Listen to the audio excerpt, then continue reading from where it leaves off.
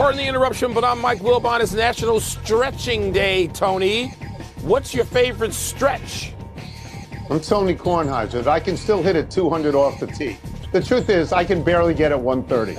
I just can't do it. Stop sandbagging. You're searching for strokes now. You still hit it a good 200. You drive the ball well into the middle of the fairway. What do you need? I drive it so well into the middle of the fairway that I can see it from where I hit it and walk through it in 5 seconds. Because I don't hit it far anymore. And by the way, I'm working off an iPad today. I don't know how this is going to work. Let's see. Welcome to PTI, boys and girls. In today's episode, the Yankees and Red Sox land starters, the Bucks and Thunder advance in the NBA Cup, and Troy Aikman joins us for 5 good minutes. But we begin today with a report from inside Carolina that UNC is finalizing a deal with Bill Belichick to make him the next head coach of the Tar Heels. Belichick's preparation and detail in last week's Zoom interview reportedly made a profound impact on North Carolina's search committee and quickly led to in-person discussions in New York. Wilbon, do you think a bet on Belichick would be likely to pay off for the Tar Heels? Wow. Tony, I don't see how it wouldn't. Because if they get Bill Belichick, and I'm still saying if I understand that reporting says it's close, but close these days in college sports, you don't know what that means anymore. You have NIL concerns, you have transfer portal. Bill Belichick's not going to oversee that stuff. I know there are talks about bringing his son in, but NIL and transfer portal, Tony, there has to be a general manager of these programs that does that. Every program, not just North Carolina's. So Bill Belichick is coming into the new college structure, which is the Wild Wild West. Now, let's set that aside. If he signs, if he does this, I think you're going to attract so much attention. You're going to attract coaches and support staff and administration people who just want to be a part of it. And I don't know what the recruiting will do. I don't know if kids want to be coached that hard at that level all the time. I think there are enough in football who will. And Belichick, we know he knows what to do with them. But it's so crazy now, Tony, the having the boosters involved. Bill Belichick can't distance himself from people in the program the way he would in the pros at New England, because any program is dependent on fundraising now, on the engagement of all these resources. It's not college sports as Bill Belichick or anybody's known it lately. Right. But I would make that bet on Bill Belichick. I would. Okay. So if you had told me this, and I know we discussed this 3 or 4 days ago, 5 days ago, but 10 days ago, if you had told me this was going to happen, I would have said impossible, because I cannot envision, nobody can really envision, Bill Belichick recruiting a 17-year-old to come to a particular university. And beyond that, to only coach him for a couple of years, and then that player moves on maybe to the NFL, because he's all about continuity. He had Tom Brady for 20 years. But now that it is close to happening, I have a profound sense of excitement about this.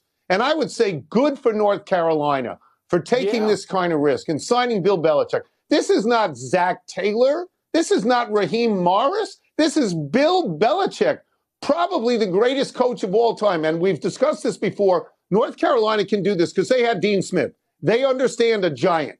But let's talk about the Carolina program for a second, because this is not a great program. It's a placeholder for basketball. They've won 5 ACC titles, Mike, but not one since 1980.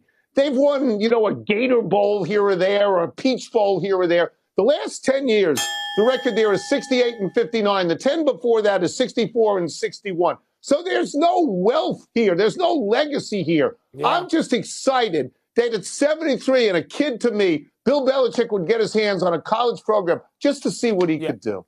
I am. Tony, I'm excited. By the way, as long as you mentioned legacy, let's go out on this note.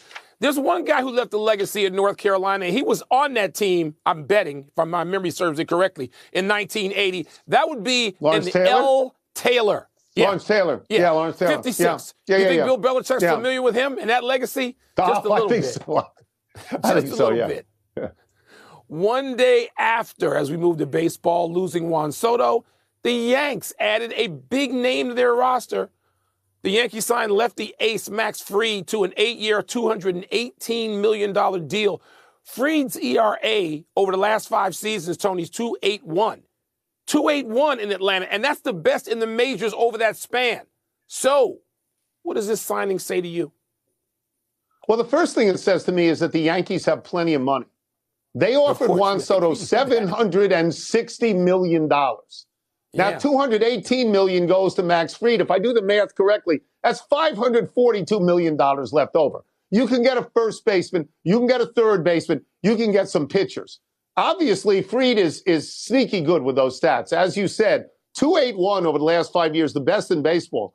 His one loss in that period of time is 54-25, which is a great percentage, but it's not a lot of decisions because he gets hurt a lot.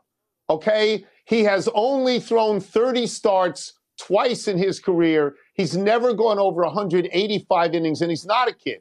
He's going to be 31 when the season starts.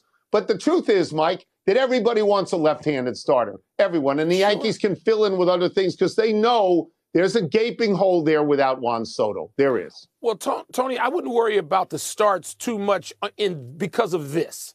The Yankees look like they have, and maybe they'll trade somebody away. They look like they got 6 starters, right? And then you could go to the model that has been used in Japan for a while. It's 6 starters, and you may start every That's sixth right. or seventh day. That's right. Nobody's starting every fourth. Nobody's even starting barely every fifth consistently now. So the Yankees may be ready to move in that direction, maybe. Depending if Fried can get out there and give them the level of production he did in Atlanta and still do it every 6th day or have a day of extra rest between those starts, I think they take it. And by the way, Tony, I think in terms of what this signing means, I think this could be as important as signing Juan Soto. Could be as important. The Yankees have an everyday lineup, and they might be 1927. Tony, well, no, they need. If Stanton is out there and healthy, huh? Yeah, Mark Feinstein from MLB.com was on the podcast today. He said they're looking at Christian Walker for first base. The guy from Arizona who's a great fielder, has 95 home runs in the last 3 years. And I'm wondering about Alex Bregman, maybe at third base. He's free agent. We'll see. We move now to the NBA's in-season Emirates Cup, which you hate, Wilbon. Last night, there were 2 quarterfinal games. Milwaukee beat Orlando, which is missing Paolo Banchero and Franz Wagner. And Oklahoma City beat Dallas as Shai Gilgeous-Alexander scored 39 points. So the Bucks are in turnaround, and the Thunder is just good. Wilbon, which team had the more significant win? It's not close. The Thunder. And I know Milwaukee's trying to stay hot, and they do that. You beat who's in front of you, and everybody's got injuries at some point because we know Lillard's been out, and Middleton is just coming back to the lineup. So Milwaukee has no reason to feel bad about their win. But it was over a team, as you mentioned, is missing 2 all-star players in terms of the way they've played this year. In Orlando, when those guys come back, Orlando's going to be a problem for the whole league. So, but let me move off that. OKC, I think, is the best team in the league other than the Boston Celtics. I would put OKC, I pencil them into the NBA Finals right now. And to beat Dallas, a team they know they've got to get past because Dallas was just in the finals. Dallas was the Western Conference representative. And who they beat to get there? They beat OKC. So, Tony, I think that was a significant win. They're missing Chet Holmgren. Speaking of teams missing a great player, OKC hopefully will get him back sometime, I don't know, around the All-Star break. Big win for OKC. Yeah, I'm not going to argue with that. I think you're 100% correct. I mean, they held Doncic and Kyrie Irving to 33 points combined. Defensively, 12 to 29 shooting. Lowest amount they've ever had when they played together in a regular season game. I just want to look at the tournament for a second. I don't want to dump on the tournament, but this was the quarterfinal round. So we're going to get a lot more of this stuff. And at some point, somebody's going to say, why? Well, what are we doing here? What I like most about it is the colorful courts. Mike, I wish they used those courts all the time. I do. I really like that. But to me, I don't know that it has any effect, the tournament, on the standings, any effect on the playoffs. No. I think what's going to happen is you get a banner here, right? You get a banner, and somebody in 5 years is going to say, what is this banner for? It seems to me sort of a small, localized, for-profit tournament. It's sort of, to me, the Strayer College of the NBA. Let's take a break. Tony, here's the thing. Hold on. Yeah, here's the thing we need to clear. Go ahead. This is not installed for you and me. Younger people, I guess, and people particularly under 40. This has everybody's younger ties to what they do in worldwide soccer when they have these in-season things as well. And they are hugely appealing. The ratings are up. The players care. Look, I don't like it, but I know that the other side exists whether you want to acknowledge it or not.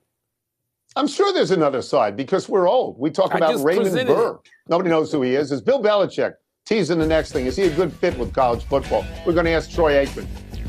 We're also going to ask him why Sam Darnold is succeeding after years of struggling.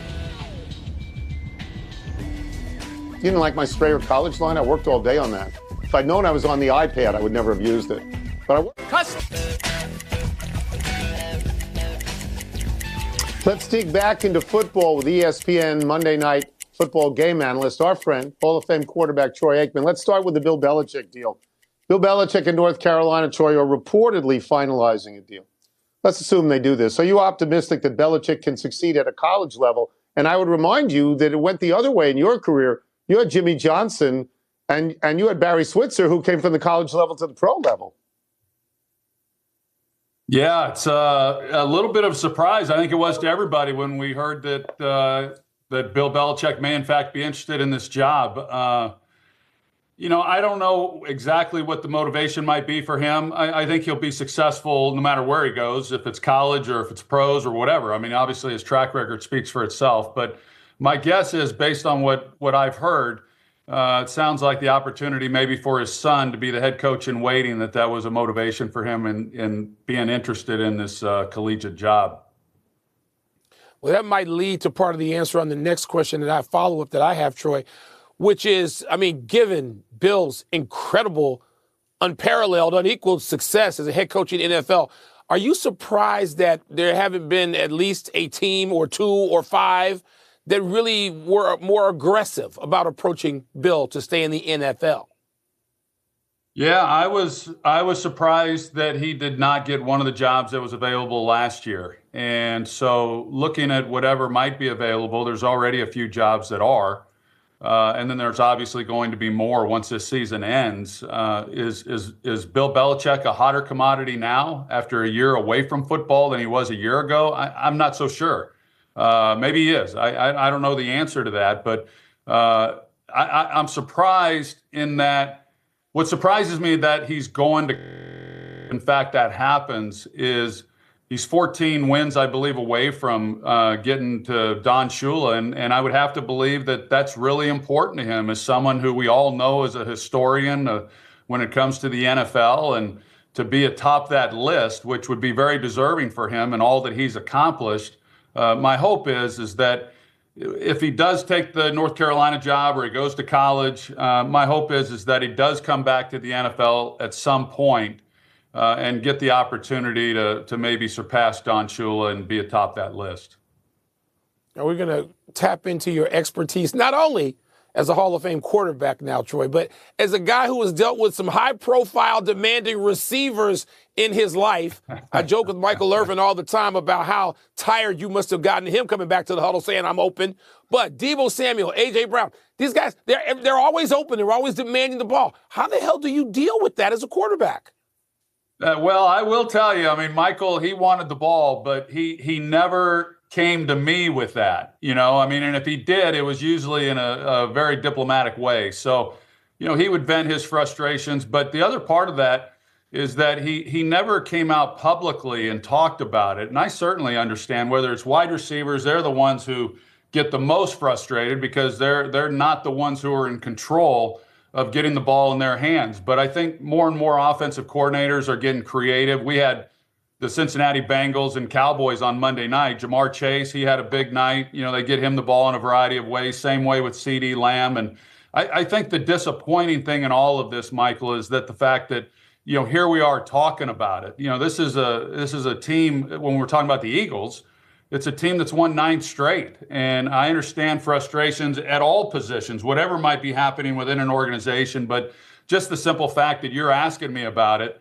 I just don't think it bodes well for an organization that is having such success. And to me, that's the bigger story here, as opposed to however they're throwing the ball or who's not getting the ball. The fact that it was made public and that it's now up for debate. We will get you out of here on this. And speaking of success in the NFC, the Minnesota Vikings have had success in good measure from Sam Darnold. And as a quarterback, I would ask you this.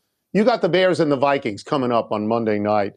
Why do you think Sam Darnold has worked so well in Minnesota? Because he had a terrible time with the Jets, didn't do anything in Carolina. What's different now? Well, Kevin O'Connell is what's different. And I just think that I've said it for a long time. There's a lot of quarterbacks that come into the league. I would have been one of them if Norv Turner hadn't have come in my third year and really changed the trajectory of not only my career, but the entire organization. Michael Irvin, Emmitt Smith would give Norv credit for what they were able to do in their careers because of what he did in coordinating the offense. And so you take someone and you put them in an offense with Kevin O'Connell or with Kyle Shanahan, Sean McVay. There's a handful of these guys offensively that really know how to put players in a position to have success. And if you're one of these quarterbacks that's fortunate enough to get with one of these play callers, then you have a real opportunity to be successful. I think if you look at a guy like Brock Purdy, for instance, he's phenomenal. And he's not a product of the system, but the system matters. And so you put him or you put me or you put some of these other quarterbacks, even quarterbacks that are having success elsewhere besides Sam Darnold, in other offenses, and probably the results are the same. So I'm just really happy that Sam got an opportunity to get with someone like Kevin O'Connell and have the year that he's having, because I know up to this point, it's been a real frustrating time for him. And it's hard to win football games as it is, and it's hard to be good as a quarterback in this league. But he's having a phenomenal year, and I couldn't be happier for him. It's a great pleasure to have you on the show. Thank you. Thanks, as always, Troy. Appreciate it, man. Thanks, guys. Let's take one last break. Still to come, could the state of Ohio really make flag planting a felony? A felony? Really? What the hell they'll do in Ohio. Kawhi Leonard, Tony, brace yourself, may finally be close to returning to the Clippers. I watched the game. Troy did the game. He really liked Joe Burrow. I really like Joe Burrow. Great. I think you really like Joe. He's really good.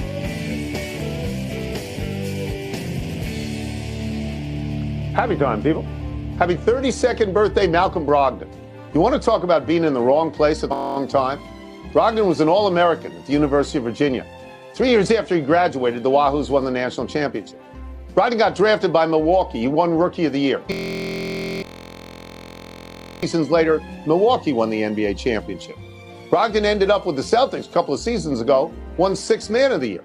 Boston traded him to Portland in the Drew Holiday deal, and as soon as Brogdon left the Celtics, they won the NBA title. Now Brogdon is on the Wizards, who will win nothing for the rest of time. But happy birthday. First of all, Tony, Malcolm Brogdon is a guy you want representing whatever you got. A team, an organization, a company. He's just that kind of person. And a team that has aspirations this year can trade with the Wizards and bring Malcolm Brogdon in where he can help win and reverse that other trend. Malcolm Brogdon can still play and help you. Happy anniversary, Bryce Young. On this day 3 years ago, the Alabama quarterback won the Heisman Trophy. When Young entered the NFL draft, the Carolina Panthers traded up to take Young, number 1 overall, but he was a bust as a rookie, completely overshadowed by the number 2 pick, C.J. Stroud. The Panthers benched Young after 2 starts this season, 0 touchdowns, 3 interceptions. But when Andy Dalton got hurt in a car accident, Young returned, and he's played well, completing 60% of his passes, 7 touchdowns, 4 interceptions in 6 games. And more importantly, Mike, the Panthers have won 2 of those games and have been competitive in 3 others, including against the Eagles and the Chiefs. So Young now looks promising. Yeah, Tony, I root for him and against the Panthers because we, meaning the Bears, I believe, have their 2nd-round pick, which could be like a 1st-round pick at the end if the Panthers keep losing and have a higher pick. So, I'm sort of at odds there, but glad to see him playing this well. That's fun, particularly after what happened to him as a rookie. Happy trails to a long period of inaction for Kawhi Leonard. Excuse me, the Clippers star practiced for the first time all season on Tuesday, could play in a game within 2 weeks. The 33-year-old has been hampered by inflammation in his right knee, an injury that led to his withdrawal from the United States Olympic team that won the gold in Paris. Clippers coach Ty Lue said Leonard looked good in non-contact work, adding, quote, "We just want to make sure he's 100%. We don't want to get him out there 70%, 75%, unquote." Well, but is that a reasonable goal? When was the last time Kawhi was 100%? I understand exactly what T. Lue is saying, what his wants and desires are, Tony, but I don't know if it's possible. We haven't seen it. I mean, Kawhi Leonard was dragging that right leg because of that knee injury. This is real knee injury. This is not maintenance. He was dragging that leg in 2019 when he led Toronto to an NBA championship. This is a very serious thing. I hope he can come back. I hope. But do I have any faith? No, not really.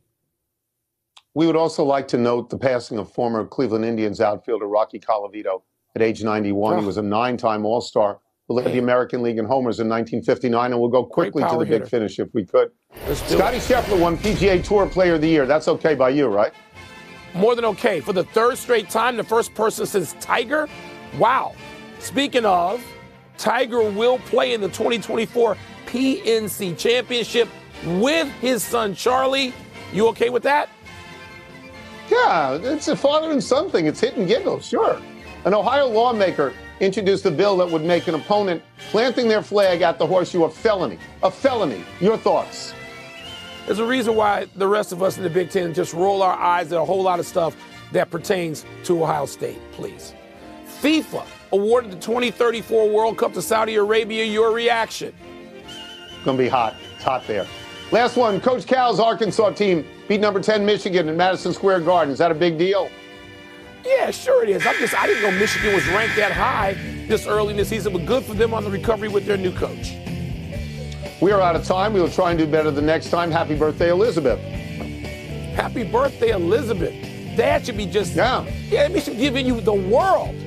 I'm Mike Wilbon, same time tomorrow, Knuckleheads. And now, we're going to move to Sports Center.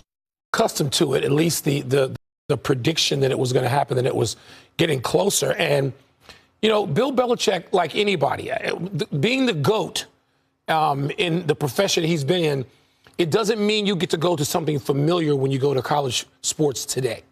And you've heard everybody say this that you've had on the show so far. NIL and the transfer portal have changed everything. And Bill Belichick had total control in New England. When I say total control, I don't mean in a titular way. I mean he had control of that building. He had control of that locker room as much as a coach can have, of the facility, of what went on, who came, who went. In college now, you have to deal with elements that he may not want to. You don't have that kind of control when you're dealing with fundraising. And I don't mean him specifically, but the people that are going to be around him. Every school now has to have a general manager of a program. Basketball, football, some of the Olympic programs, the bigger programs, depending on the school. North Carolina will have some of those.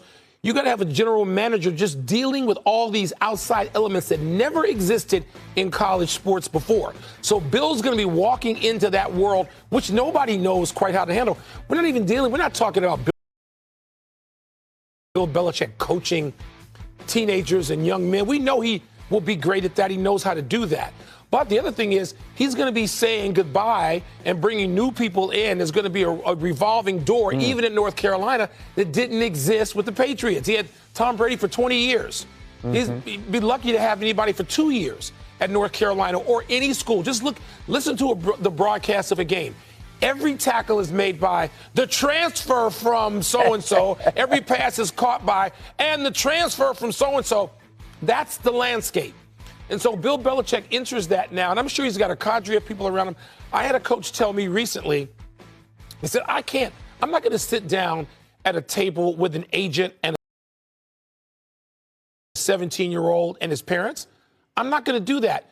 So that program needed to have a general manager in place, and that's what all the programs are having to do. And so it's a fascinating watch. I'm less worried about predicting what will happen, just seeing how Bill Belichick is going to negotiate and navigate a completely different circumstance that he had in New England all those years. We're going to get some more details about this plan that he has from Pete Thamel later on SportsCenter. I want to know about the NFL side here, too, Michael. Many thought after Belichick was passed over last offseason for some NFL openings, including Atlanta, he would see what would be there in the coming weeks, with potentially returning. Instead, we're talking about the greatest coach in NFL history deciding to try something new and go to the college game. How surprising is that from the NFL perspective, that there was no owner or GM clamoring for Bill Belichick to come back? Well, you would think there would have been. Because there were a few jobs open last year. There are going to be a few more this year. I would understand completely. First of all, though, I'm going to take this a different direction. Bill Belichick is already, and with all due respect to Don Shula, who I am old enough to have gotten to know a little bit and covered a little bit late in his career, with all due respect to Don Shula, Bill Belichick's the greatest coach in the history of the NFL. Yes. Okay, so he's been there, done it. You mean to tell me that if he doesn't pick up the required, how many wins is it? 17 or something like that? 27. Yep. So Bill Belichick's got to win 28 games to be known as the greatest, he's going to be greater if he wins 27 more games at the NFL level? Let's go the other way with this. If you're Bill Belichick, maybe this is perfect for you, the timing of this, to go to a university that has already national staff members, the people who now have to be on hand to run a sophisticated college program. If you're Bill Belichick, do you need the NFL? And he might have wanted to. The other thing is, at 73 years old, do you wait? What are you waiting on at 73 years old? Why would you wait on something to become open if this opportunity presents itself? So it seems like it just might have been the perfect confluence of time and situation and opportunity. And I'm actually much more excited to see what's going to happen with Bill Belichick in North Carolina than I would be if he'd gone to the Falcons. Yep. That would have been a shrug and a who cares for me. Now with North Carolina in a conference that, by the way, is looking to be spruced up a little bit. Let's be realistic. ACC football has taken it on the chin the last couple of years. Yeah. And people have doubted it and put it a distant third behind the SEC and Big Ten. And the ACC's just been sort of wandering through the darkness, if you will, on the football side of it. Bill Belichick coming in changes all of that in terms of the perception immediately. Certainly brings some juice, no doubt, to some of the conversations that feature Dabo Swinney in the ACC. Now, I want to clarify one thing. I mentioned 27 wins. That is if we do not count playoff wins. He's 14 wins from tying Don Shula if we count playoff wins for the all-time record. So just making sure that we clarify that. Belichick joining Bill Walsh as the only coaches to win a Super Bowl and then later go coach FBS teams in his career. Meanwhile, you're on NBA Countdown tonight, so let's talk hoops here. The Knicks Hawks facing off tonight for a spot in the NBA Cup semifinals. Atlanta enters having won 6 of their last 7, while the Knicks hope their top-ranked offense